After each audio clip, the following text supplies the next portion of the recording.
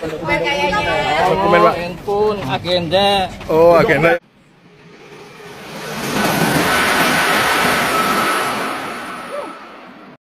Beberapa hari belakangan, suasana politik tanah air mendadak hangat lagi. Bukan karena kisruh partai atau reshuffle kabinet, tapi gara-gara satu nama yang tiba-tiba muncul di pemberitaan, Ignatius Jonan.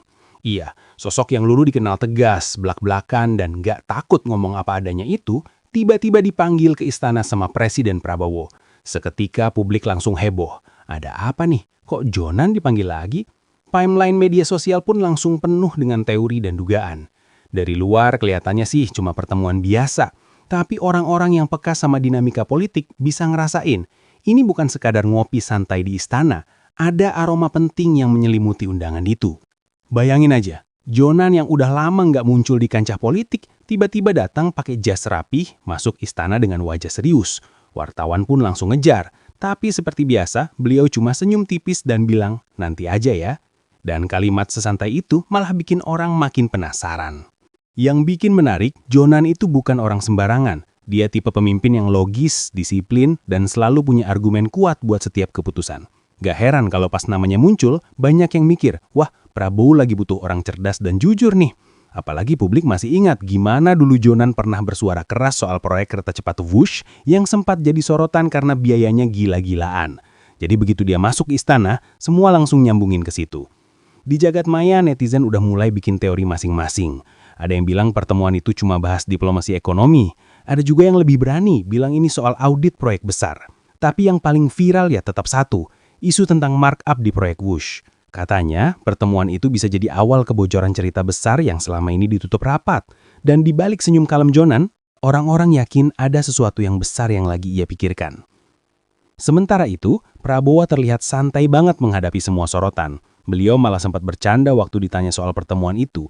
Tapi bagi pengamat, justru di situ letak misterinya. Karena gaya santai Prabowo biasanya muncul pas dia udah yakin dengan sesuatu. Tenang aja, nanti juga tahu, katanya ke wartawan. Nah, kalimat itu tuh bikin suasana makin menggantung. Semua orang pengen tahu apa sebenarnya yang dibahas di balik pintu tertutup istana siang itu. Kalau mau jujur, publik udah kangen sama gaya bicara Jonan. Orang yang dikenal jujur tanpa basa-basi, ini selalu punya cara ngomong yang bikin orang mikir. Jadi pas tahu dia ketemu Prabowo, banyak yang merasa kayak nonton sequel film politik yang lama ditunggu. Dua karakter kuat, Prabowo yang tegas dan karismatik, Jonan yang cerdas dan tajam, bertemu di satu ruangan. Kombinasi itu aja udah bikin deg-degan. Bakal bahas apa mereka? Dari beberapa sumber yang bocor tipis-tipis, katanya pertemuan itu berlangsung lebih dari 2 jam. Suasananya serius tapi cair. Ada tawa kecil di tengah obrolan, tapi juga ada momen hening yang bikin penasaran. Mungkin itu bagian di mana mereka bahas sesuatu yang sensitif. Mungkin soal angka-angka proyek besar. Mungkin juga tentang orang-orang di baliknya. Kita cuma bisa menebak, tapi bayangan itu udah cukup bikin publik nggak sabar nunggu kelanjutannya. Di luar istana, media udah berjaga dari pagi. Begitu Jonan keluar, blitz kamera nyala kayak kembang api. Tapi beliau tetap tenang, cuma senyum terus jalan ke mobil. Nggak ada komentar panjang, nggak ada klarifikasi. Justru karena itu, makin banyak orang yakin ini bukan pertemuan biasa. Karena kalau cuma ngobrol santuy, ngapain segitunya ditutup rapat? Yang bikin menarik, pembahasan soal Wush ini bukan hal baru. Tapi sejak kabar markup itu muncul, seakan semua titik baliknya ngumpul di sini. Di pertemuan Prabowo dan Jonan. Kayak dua potongan puzzle yang akhirnya ketemu. Dan publik tanpa disadari sedang duduk manis nonton babak pertama dari drama politik yang bisa aja berubah jadi sesuatu yang besar nanti. Malamnya, media sosial nggak berhenti ngomongin hal yang sama. Tagar Jonan Istana langsung trending. Ada yang kagum, ada yang sinis, ada juga yang penuh harapan. Tapi satu hal yang pasti, pertemuan itu sukses bikin publik kembali menaruh perhatian ke hal yang sebenarnya paling penting. Transparansi, keberanian, dan kejujuran dalam mengelola proyek negara. Setelah pertemuan Jonan dan Presiden Prabowo bikin geger publik, gosip dan spekulasi langsung bertebaran kayak konfeti di acara konser. Semua orang pengen tahu, apa sih yang sebenarnya dibahas di ruangan itu. Tapi seperti biasa, yang keluar duluan bukan klarifikasi resmi, melainkan bocoran dari dalam yang entah benar, entah cuma setengahnya benar. Tapi justru disitulah serunya. Ceritanya jadi hidup karena potongan-potongan informasinya datang pelan-pelan, bikin orang penasaran dan ngerangkai sendiri di kepala. Katanya, pertemuan itu awalnya terasa santai, tapi begitu pembahasan mulai masuk ke soal proyek strategis, suasananya langsung berubah. Jonan, yang terkenal dengan gaya lugasnya, kabarnya mulai buka data, lengkap dengan analisa dan angka-angka.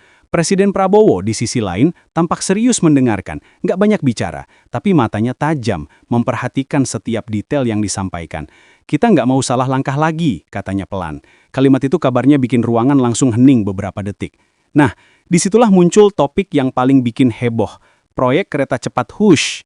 Menurut sumber yang katanya dekat dengan salah satu pejabat di istana, Jonan sempat menyinggung kejanggalan biaya yang membengkak jauh dari rencana awal. Nggak cuma itu, dia juga nyebutin kalau ada indikasi markup yang udah berlangsung dari fase awal proyek. Ada nama besar di balik ini semua, begitu katanya. Tapi pas ditanya lebih jauh, Jonan cuma bilang belum waktunya disampaikan. Dan kalimat itu malah makin bikin orang penasaran. Kalau dilihat dari gaya Jonan selama ini, dia bukan tipe yang suka melempar isu tanpa dasar. Jadi waktu kabar itu keluar, publik langsung percaya walau belum ada bukti terbuka. Netizen di X atau Twitter langsung heboh, mulai nyari-nyari siapa kira-kira nama besar yang dimaksud. Ada yang nyebut pengusaha lama, ada juga yang nuding pejabat era sebelumnya. Tapi sejauh ini semua masih sebatas tebakan liar. Belum ada yang berani ngaku, belum ada yang berani buka suara. Yang menarik, beberapa analis ekonomi mulai nimbrung juga. Mereka bilang kalau benar ada biaya siluman di balik proyek Wush, itu bisa jadi kasus besar banget, karena nilainya bukan ratusan miliar, tapi bisa triliunan. Dan kalau Jonan sampai berani buka omongan soal itu di depan presiden, berarti dia udah punya data yang kuat. Dia bukan asal ngomong, dia tipe yang kalau bicara pasti siap dengan bukti, kata salah satu pengamat yang dulu pernah kerja bareng Jonan. Di sisi lain, pihak istana belum kasih pernyataan resmi soal isi pertemuan. Tapi dari gestur Prabowo yang terlihat kalem waktu diwawancarai, banyak yang menilai beliau sebenarnya udah tahu arah ceritanya. Bisa jadi ini bagian dari strategi besar. Ada yang bilang Prabowo memang sengaja memanggil Jonan buat dapat perspektif jujur dari orang yang dulu pernah menolak sistem lama. Kalau benar begitu, langkah ini cerdas banget. Karena siapa lagi yang bisa kasih masukan objektif selain orang yang nggak punya kepentingan pribadi. Tapi tentu aja, di dunia politik, setiap langkah punya konsekuensi. Setelah kabar bocoran itu muncul, beberapa pihak langsung bereaksi. Ada yang ngerasa tersindir, ada juga yang mulai bersih-bersih nama. Beberapa media tiba-tiba ramai memberitakan sisi positif proyek Wush, seolah ingin menepis isu negatif yang mulai menyebar. Tapi publik udah keburu nangkap sinyalnya. Semakin ditutupi, justru semakin banyak yang curiga. Yang bikin kisah ini makin seru adalah gaya tenang Jonan menghadapi semua spekulasi. Nggak ada klarifikasi, nggak ada bantahan, cuma senyum kecil dan kalimat pendek. Kita lihat aja nanti, seolah dia tahu semua mata sedang tertuju padanya, tapi dia juga tahu kapan waktu yang tepat buat bicara. Dan itu bikin publik makin kagum. Orang kayak gini langka, apalagi di dunia politik yang penuh drama. Malam harinya, beberapa akun gosip politik mulai membocorkan potongan transkrip tidak resmi dari pertemuan itu. Entah benar, entah enggak, tapi yang menarik nada pembicaraannya terdengar tegas dan penuh logika. Saya nggak anti proyek besar, tapi kalau uang rakyat dipakai, harus bisa dipertanggungjawabkan. Kalimat itu langsung viral. Orang-orang menyebutnya The Comeback of Jonan, sosok yang dulu sempat disingkirkan, kini kembali membawa integritas. Dan di titik itu, publik mulai sadar, pertemuan itu bukan cuma sekedar panggilan kehormatan, ini awal dari babak baru. Bocoran dari dalam itu mungkin cuma sebagian kecil, tapi udah cukup bikin suasana politik bergetar. Ada aroma perubahan di udara, dan kali ini kayaknya bukan cuma angin lewat. Begitu kabar bocoran soal proyek Hush mulai nyebar, suasana langsung memanas. Media ramai bahas dari segala sisi. Dan publik mulai ngerasa kayak lagi nonton serial politik yang tiap episodenya makin tegang. Tapi satu hal yang paling bikin heboh, muncul rumor tentang nama besar yang ada di balik markup harga proyek tersebut. Siapa dia? Kenapa namanya belum dibuka? Dan kenapa Jonan kelihatan hati-hati banget waktu nyebut topik ini? Semua orang penasaran, tapi nggak ada yang berani ngomong duluan.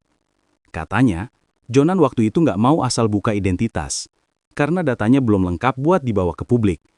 Tapi beliau juga nggak bisa diem. Kalau saya diem, nanti dikira ikut nutupin. Katanya dalam percakapan internal yang sempat bocor ke wartawan. Kalimat itu langsung jadi viral. Banyak yang mengartikan kalau dia sebenarnya lagi nahan sesuatu yang besar. Sesuatu yang bisa mengguncang banyak pihak kalau sampai diungkap. Sementara itu, angka-angka proyek Hush makin sering dibedah di media. Dulu dijanjiin sekitar 70 triliun. sekarang melonjak jauh. Ada selisih yang bikin dahi berkerut. Dari pembebasan lahan sampai komponen impor, semua naik gila-gilaan. Jonan yang dikenal jeli dalam urusan hitung-hitungan, kabarnya udah lama curiga ada yang nggak beres. Makanya dulu dia sempat bersuara keras. Tapi justru karena itu, dia malah diistirahatkan dari jabatan. Bukan karena nggak kompeten, tapi karena terlalu berani melawan arus. Disinilah mulai muncul empati publik. Banyak yang merasa Jonan dulu disingkirkan karena terlalu jujur. Dan sekarang, ketika dia kembali ke istana, orang-orang ngelihatnya kayak justice comeback. Momen di mana kebenaran mulai cari jalannya sendiri. Apalagi waktu Jonan datang dengan wajah tenang tapi sorot mata tajam. Kayak orang yang tahu sesuatu yang dunia belum tahu. Rasanya kayak nonton adegan film politik dengan soundtrack yang makin lama makin intens. Netizen di medsos juga nggak kalah kreatif. Ada yang mulai bikin thread investigatif, ngebandingin data proyek dari awal pembangunan sampai peluncuran. Ada juga yang bikin meme sindiran, dari whoosh atau whoops sampai siapa di balik angka fantastis itu. Tapi di balik humor, ada rasa kecewa yang sama. Kenapa proyek sebesar itu nggak bisa transparan sejak awal? Dari sisi istana, belum ada klarifikasi berarti. Tapi beberapa pengamat bilang sebenarnya Prabowo udah tahu siapa yang dimaksud Jonan. Hanya saja beliau lagi main strategi. Nggak bisa asal buka nama karena kalau salah langkah, efeknya bisa kemana-mana. Politik dan bisnis di level tinggi itu kayak catur. Satu gerakan salah bisa bikin semua posisi kacau. Dan Prabowo dikenal sabar dalam menunggu momen tepat buat langkah besar. Di tengah situasi itu, Jonan justru makin kalem. Dia nggak sibuk nyerang, nggak juga ngelawan, katanya ke media, "Saya bukan mau cari siapa salah. Saya cuma pingin negara ini lebih jujur soal uang rakyat." Kalimat itu sederhana tapi dalam banget. Kayak tamparan halus buat semua pihak yang selama ini pura-pura nggak tahu. Gak heran banyak orang mulai ngehargain lagi sosok Jonan sebagai figur yang lurus di tengah dunia yang bengkok. Di warung kopi, di kampus, di kantor, topik ini jadi bahan obrolan. Orang-orang ngebahasnya dengan nada yang sama. Kecewa tapi juga berharap. Kecewa karena merasa dibohongi lagi-lagi oleh proyek besar. Tapi berharap karena masih ada orang kayak Jonan yang berani bersuara. Nama besar yang katanya ada di balik markup harga proyek itu jadi misteri nasional. Semua pingin tahu, tapi semua juga tahu kalau itu keluar, bakal ada badai besar yang nggak bisa dihindari. Dan sementara publik terus menebak-nebak, Jonan dan Prabowo tetap diam. Mungkin mereka lagi nyusun langkah berikutnya. Mungkin mereka lagi nunggu momen buat buka semuanya ke publik. Tapi satu hal yang pasti, dari caranya Jonan ngomong dan dari tatapan Prabowo yang penuh perhitungan waktu itu, kelihatan jelas, ini bukan akhir cerita. Ini baru pemanasan menuju sesuatu yang jauh lebih besar.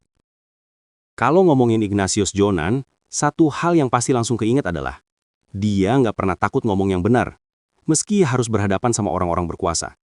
Dari dulu, gayanya selalu lugas, nggak pakai basa-basi, nggak suka manis-manisin kata. Jadi waktu publik dengar, kalau dia lagi buka-bukaan soal proyek Hush di depan Presiden Prabowo, semua langsung rasa, ya ini banget gaya Jonan. Orang yang lebih milih ribut karena jujur daripada tenang karena pura-pura nggak tahu. Sikap tegasnya bukan hal baru. Waktu masih jadi Menteri Perhubungan, Jonan pernah bikin pejabat bawahannya kaget karena ngotot soal efisiensi anggaran. Bahkan, pernah ada cerita dia marah karena laporan keuangan satu proyek nggak sesuai dengan realita di lapangan. Kalau anggarannya buat A, ya jangan dipakai buat B. Itu duit rakyat, katanya waktu itu. Kalimat yang sederhana, tapi jadi semacam mantra yang menggambarkan seluruh karakternya. Jujur, lurus, tapi kadang bikin orang di sekitarnya deg-degan. Mungkin karena itu juga dia sempat tersingkir dari kursi kekuasaan. Terlalu keras, terlalu idealis, terlalu nggak bisa main politik. Tapi justru di situ letak pesonanya. Di dunia yang penuh kompromi, orang kayak Jonan tuh langka, kayak batu karang di tengah arus. Susah digeser, tapi juga nggak gampang disukai orang-orang yang suka main halus di balik layar.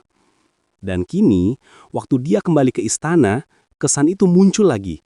Jonan datang bukan buat cari jabatan, tapi buat cari keadilan. Menurut cerita yang beredar, waktu di ruangan pertemuan, suasananya sempat agak panas. Bukan karena adu mulut, tapi karena Jonan ngomong dengan nada yang nggak biasa. Katanya dia sempat bilang, kita nggak bisa terus-terusan tutup mata. Kalau dibiarkan, rakyat yang kena imbasnya. Prabowo diam lama sebelum akhirnya mengangguk pelan. Momen itu katanya cukup emosional. Dua sosok yang sama-sama keras kepala, tapi punya tujuan yang sama. Pengen negara ini jalan lebih jujur. Publik langsung ngeh. Ini bukan sekadar pertemuan kerja. Ini pertemuan dua kepala besar yang lagi nyari solusi di tengah kekacauan. Banyak yang kagum, tapi juga khawatir.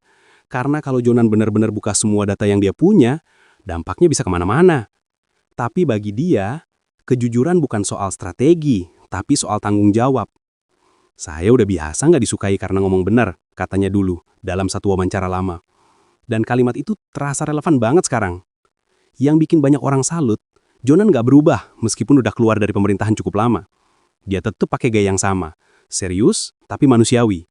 Nggak pernah kelihatan sombong, tapi juga nggak bisa ditipu dengan basa-basi. Bahkan beberapa pejabat yang dulu sempat berselisih dengannya, diam-diam ngaku kalau mereka kangen cara kerjanya yang tegas dan to the point. Karena mau nggak mau, orang kayak Jonan tuh bikin semua orang di sekitarnya jadi terpaksa jadi jujur juga. Sementara di luar sana, masyarakat mulai ngerasa semacam kebanggaan tersendiri. Akhirnya ada juga yang berani ngomong, kata salah satu komentar di media sosial. Banyak yang ngerasa Jonan mewakili suara rakyat kecil, suara orang-orang yang udah capek lihat uang negara disalahgunakan, tapi nggak bisa berbuat apa-apa. Jadi, waktu dia buka suara lagi, rasanya kayak ada sedikit harapan yang hidup kembali. Harapan bahwa kebenaran masih punya tempat di pemerintahan. Ada satu momen menarik yang sempat ditangkap kamera, waktu Jonan keluar dari istana. Dia sempat berhenti sebentar, nengok ke arah wartawan, dan senyum tipis. Bukan senyum kemenangan, tapi lebih ke senyum, gue udah ngomong, tinggal kalian nilai sendiri. Senyum yang entah kenapa bikin suasana sore itu jadi berat. Ada aura misteri, tapi juga rasa lega.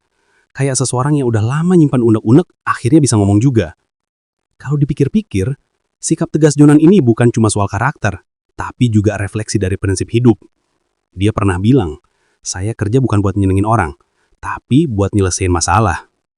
Dan di tengah hiruk-pikuk dunia politik yang serba penuh kepentingan, prinsip kayak gitu jarang banget ditemuin. Makanya, nggak heran setiap kali namanya muncul, publik langsung ngelirik lagi. Karena mereka tahu, kalau Jonan udah turun tangan, berarti ada sesuatu yang serius sedang terjadi. Dan malam itu, setelah pertemuan selesai, satu kalimat Jonan beredar di media. Yang benar, biar tetap benar. Yang salah, jangan ditutupin. Nggak panjang, tapi dalam banget. Kalimat itu kayak api kecil di tengah kegelapan. Nggak besar, tapi cukup buat kasih cahaya. Dan mungkin dari sinilah api itu bakal nyebar pelan-pelan, tapi pasti. Setelah nama proyek Wush makin sering disebut-sebut, satu fakta mulai nggak bisa ditutupi lagi. PT KAI sekarang kayak lagi lari maraton sambil gendong batu besar di punggung. Bebannya berat banget. Dari awal, proyek kereta cepat ini memang udah diserahkan sebagian ke KAI buat dikelola. Tapi sekarang angka utangnya terus menanjak. Dan publik mulai bertanya-tanya, apa perusahaan plat merah itu sanggup nanggung semua ini sendirian? Jonan yang pernah mimpin KAI pasti tahu persis rasanya. Dia tahu bagaimana setiap rupiah di BUMN transportasi itu harus dipertanggungjawabkan. Dan itulah kenapa waktu kabar markup proyek Wush mencuat lagi, orang langsung ingat masa kepemimpinannya. Di tangan Jonan, KAI pernah berubah dari perusahaan yang nyaris bangkrut jadi salah satu BUMN paling efisien. Jadi ketika sekarang perusahaan itu kembali megap-megap, rasanya kayak melihat rumah lama yang dulu dia bangun dengan susah payah, tapi sekarang mulai retak karena ulah orang lain. Buat publik, situasi ini mulai terasa janggal. Kok bisa proyek yang katanya buat kemajuan transportasi malah jadi beban yang nyeret keuangan negara?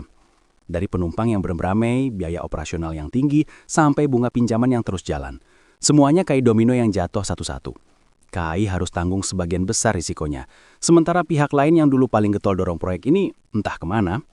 Jonan sendiri kabarnya sempat ngomong ke Presiden Prabowo tentang hal ini. Katanya dia nggak pengen nyalain siapa-siapa, tapi dia minta ada audit besar-besaran yang transparan. Kalau mau KAI selamat, harus ada pembenahan dari akarnya. Begitu potongan kalimat yang bocor dari sumber internal. Prabowo cuma mengangguk, tapi wajahnya serius banget. Mungkin saat itu juga beliau sadar ini bukan cuma urusan ekonomi, tapi juga urusan moral. Yang bikin suasana makin pelik, banyak pegawai KAI di lapangan katanya mulai khawatir. Mereka bukan takut kehilangan kerja, tapi takut perusahaan yang udah mereka banggakan selama ini bakal kolaps gara-gara proyek yang nggak mereka rancang.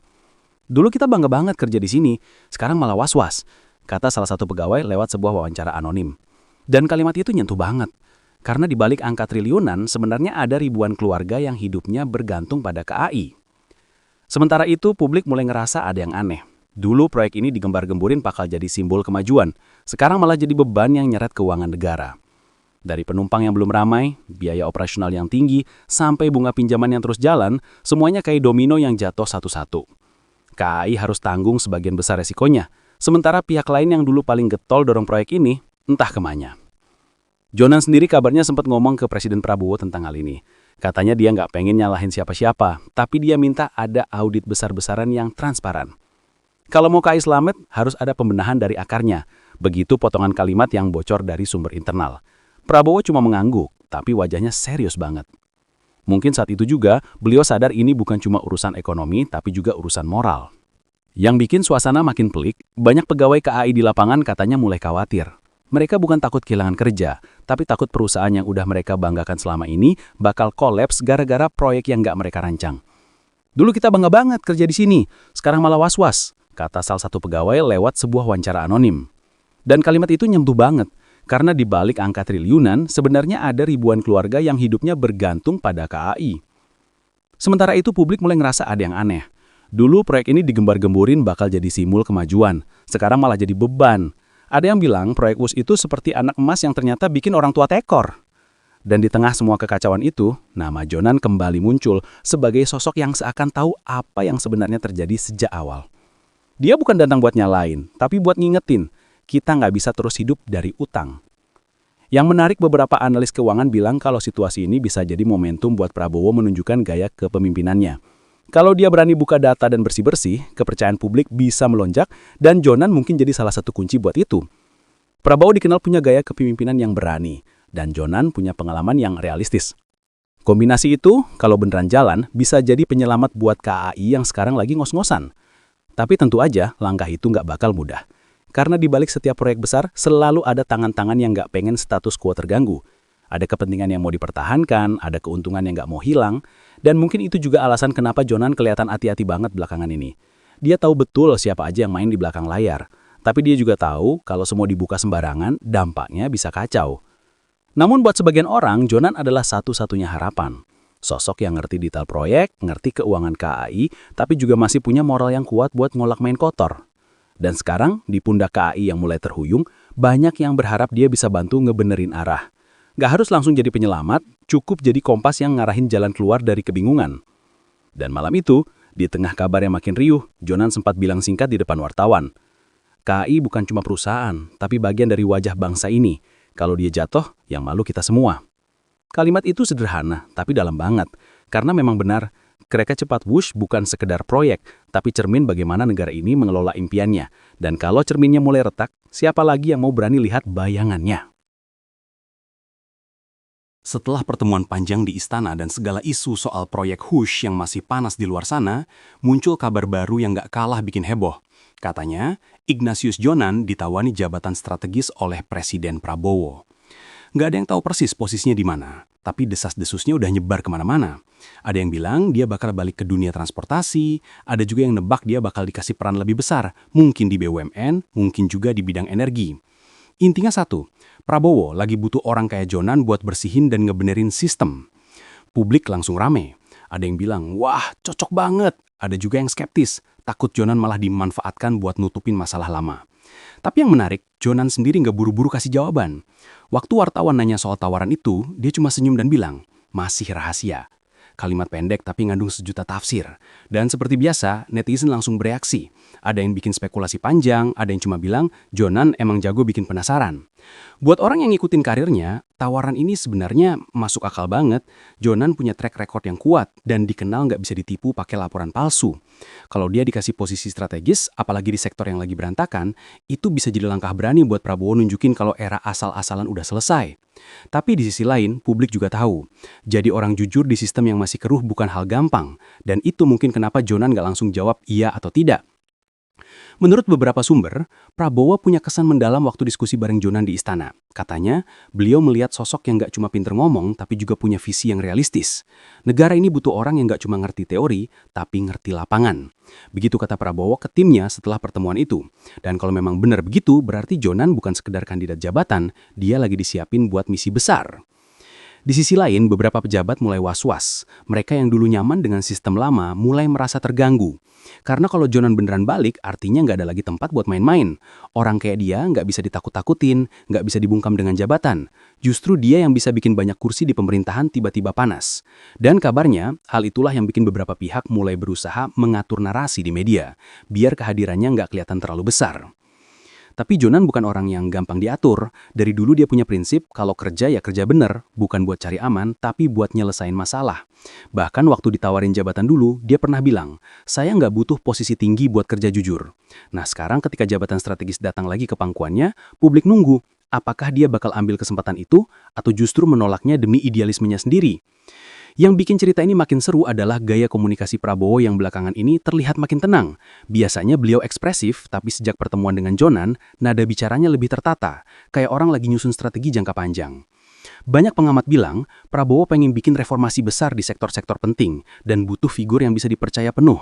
Dan Jonan, dengan reputasi bersih dan pengalaman segunung, adalah orang yang paling pas buat itu. Sementara publik masih sibuk nebak-nebak, Jonan tetap jalan santai dengan sikap misteriusnya. Dia nggak pernah ngeluh, nggak pernah pamer, kadang nongol di acara publik, kadang hilang lagi. Tapi dari sorot matanya, kelihatan banget kalau dia lagi mikir sesuatu yang besar. Mungkin dia lagi nimbang kalau dia balik ke sistem, apa dia masih bisa bertahan jadi dirinya sendiri? Karena dalam dunia politik, idealisme seringkali dikorbankan atas nama kompromi. Malam itu, di salah satu wawancara singkat, Jonan cuma bilang begini, kalau saya diberi kesempatan untuk bantu negara, saya akan bantu sebisa saya. Tapi kalau cuma dijadikan simbol, mending nggak usah. Jawaban itu bikin publik langsung diam sejenak.